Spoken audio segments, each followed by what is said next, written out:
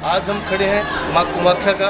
ये स्थान असम का वो स्थान है जब कहा गया है शास्त्रों में माँ भगवती का जो सती माँ के जो अंग गिरे थे, जब शिव ने तांडव किया था माँ सती माँ के अंग, तो उसमें विष्णु भगवान ने उनके जो 52 अंग गिराए थे, उसमें सबसे जो विशेष महत्वपूर्ण अंग था वो योनि थी। ये कामाख्या गुवाहाटी में ये वो स्थान है जहाँ देवी का स्थान जहाँ योनि गिरी थी, इसीलिए इसका माँ कामाख्या माँ कहा जाता है। एक कामरूप क्षेत्र है। हमारे साथ है इस ट्रस्ट के सेक्रेटरी शर्मा जी। हम इनसे थोड़ा महत्व जानेंगे कि इस स्थान का, इस तीर्थ का जो शास्त्रों में कहा गया है ब्रह्मांड का सबसे बड़ा देवी का तीर्थ है। शर्मा जी इसके महत्व के बारे में थोड़ा हमें बताएंगे आप? ऐसे ये नीलाचल पहाड़ बोलता है। नीलाचल में कामाख्या देवी का योनि अंग गिरा था।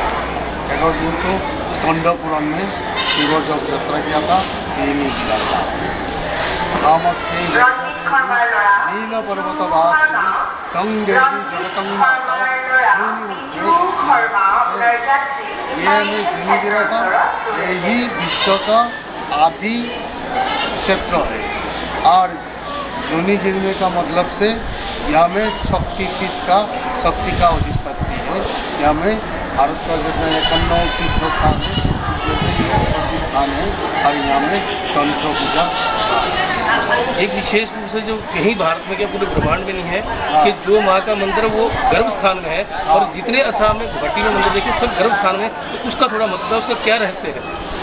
ना माता का जब हम लोग गिरा था तो उस महत्व में चूल्हा आकृति धारण किया था और उसका वजन से वो थोड़ा किया था, इसलिए गुहा का अंदर में। और एक यहाँ जो विशेष रूप से देखी गई कि जो बिजली की व्यवस्था वो मंदिर के अंदर नहीं की गई, तो उसका विशेष कारण क्या है? माँ का अंगों का यहाँ में एक कहावत है कि ये मंदिर सूर्य उदय का समय में खोला जाता है और सूर्य अस्त का समय में बंद है।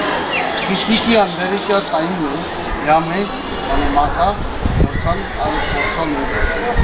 ये गुहा मंदिर में अधिक ज्योति यानी कोई बाटी नहीं जलाता है, पूरा अंधेरे ही लगता है। क्योंकि माँ का गुप्त अंग में अंधेरे में भी महसूस करना, जब करना, तब करना तो विशेष महत्व है। और ये व्यवहारिक रूप से भी है कि स्त्री जाति नारी जाति के लिए एक तरह से जैसे पर्दा होता है, वैसे साक्षात पर्दा यहाँ माँ कामाख्या के रखा जाता है।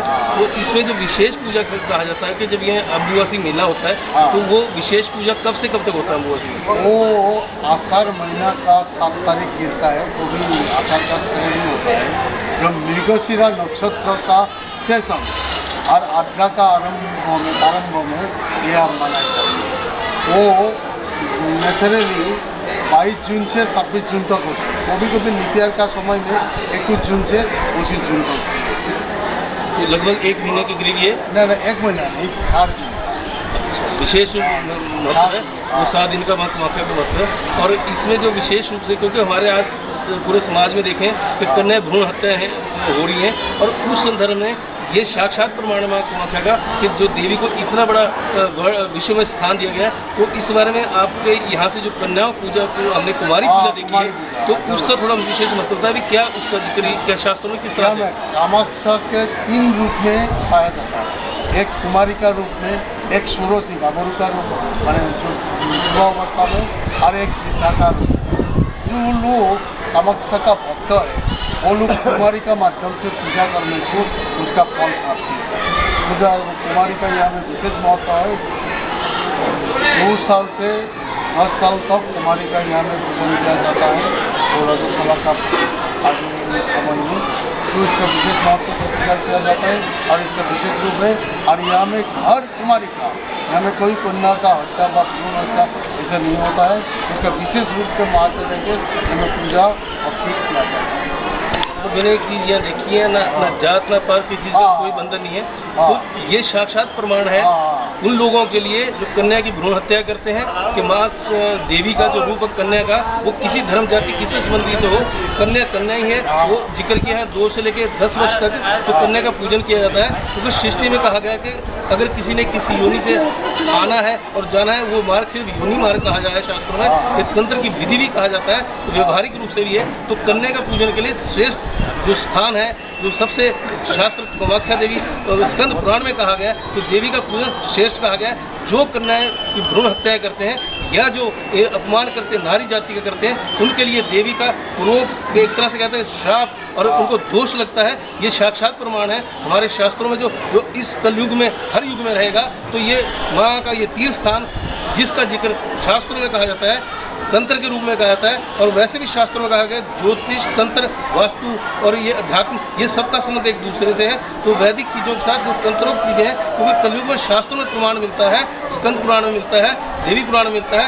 आगम और निगम दो ही विधियां हैं। तो जो आगम विधि जिसको तंत्र कहा गया वर्तमान रूप में, ये वो विद्या का गढ़ है पूरे विश्व में, ये कामाख्या देवी का ये कामरूप क्षेत्र गढ़ है। तो ये साक्षात प्रमाण है हमारे सबके लिए। तो ये माँ देवी का स्थान सबके लिए पूजनीय है, और ये हमें शिक्षा देता है कि कन्याओं का किस तरह से नारी जाति का सम्मान करेंगे, जिसका सम्मान शिव जी करते थे, जो भगवान सम्मान करते थे। अगर वो हम नहीं करेंगे तो दोष निश्चित रूप से इस देवी का भी लगेगा। तो ये साक्षात प्रमाण है।